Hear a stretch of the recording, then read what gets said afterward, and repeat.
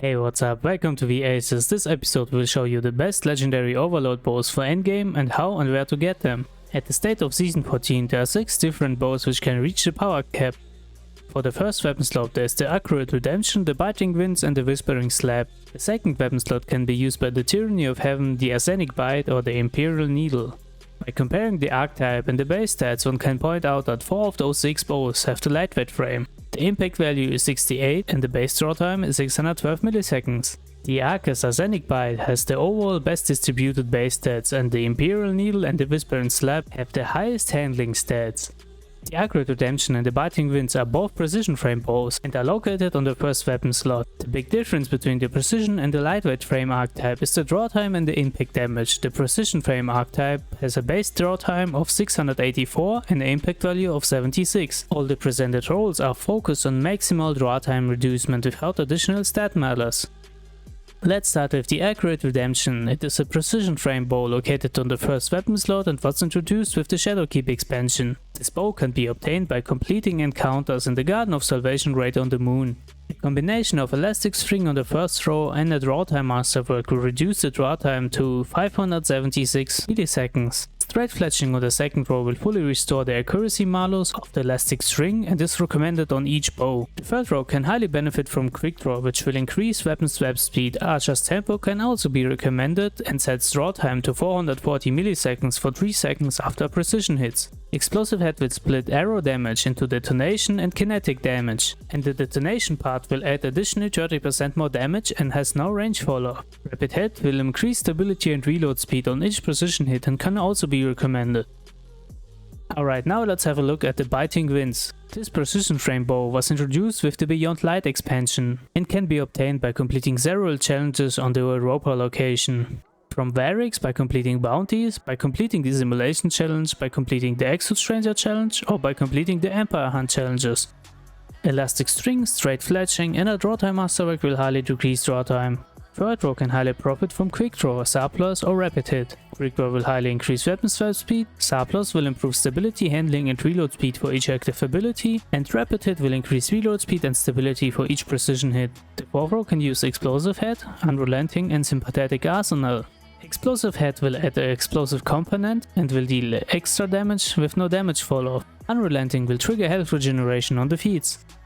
A great pack for endgame is Sympathetic Arsenal, which will increase reload speed and reload all stopped weapons when reloading after a defeat. In combination with Surplus, this weapon can be converted to an overall high stat weapon. The Whispering Slab is the only lightweight frame bow on the first weapon slot and was introduced in Season of Arrivals. At the start of Season 14, this bow is in the World Loot Pool and can be obtained by opening focused temporal engrams. Additionally, it can be obtained by unlocking rewards by the vendors. At Benji 44 for gunsmith materials, at the Drifter by unlocking ranks and rewards, at Master Rahul by turning in legendary shards, at Lord Sharks by unlocking ranks and rewards, and at Commander Zavala by turning in Vanguard tokens, and from the next season on by unlocking ranks and rewards.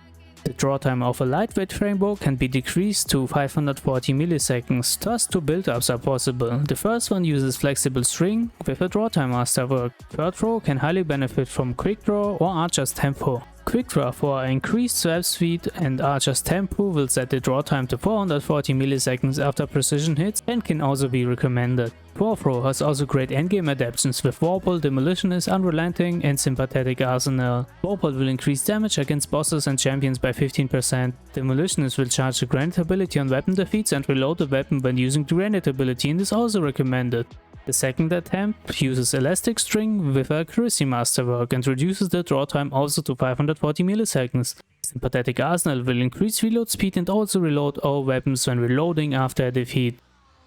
Let's begin with the second weapon slot bows. The first one is the Solar Tyranny of Heaven. This weapon was introduced in Season 4 and can be obtained by completing encounters in the Last Wish raid in the Trimming City. Elastic string and accuracy masterwork will decrease draw time to 540 milliseconds. Archer's tempo will set the draw time to 440 milliseconds after precision hits, and Explosive Head will add an explosive component to the arrow, which deals 30% more damage and has no range falloff.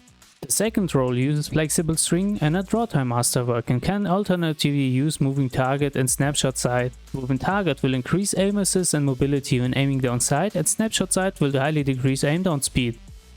Okay, let's have a look at the Imperial Needle. This void bow was introduced in Season 13, Season of the Chosen, can be obtained in the helm by focusing umbral engrams for bow focused engrams from Season 13. With elastic string and an accuracy roll, a draw time at 540 milliseconds is possible. The third row can use quick draw for swap speed or impulse amplifier. Impulse amplifier will highly increase projectile velocity and reload speed. The fourth row can use Wellspring, which will charge abilities on the feats, or Trash, which will charge the super. Frenzy will increase damage, handling and reload speed after 1 to 12 seconds in combat. The flexible string roll in combination with a draw time masterwork will also reach a draw time of 540 milliseconds. And the additional perk on the fourth row can use Sympathetic Arsenal, which will increase reload speed and also reload all stored weapons when reloading after a defeat. The last bow to mention is the Arsenic Bite-4B, which was introduced during the Forsaking expansion in Season 4 and received a rework in Season 11. This bow is in the World Loot Pool and can be obtained by opening World Weapon focused to Umbral Engrams, and also from Benji, the Drifter, Master Kahul, Lord Sharks and Commander Zavala. Again, there are two 540 milliseconds build-ups, one with elastic string and the accuracy masterwork with quick draw and explosive payload, and the alternative build-up with flexible string and a draw time masterwork and the Archer's Tempo perk. Alright, that's from me. I hope I could give you a good insight for the grindable legendary bows, which have their highest potential in endgame. If you liked my video, you can support me by liking, subscribing and sharing. Thank you for tuning in and have a good one.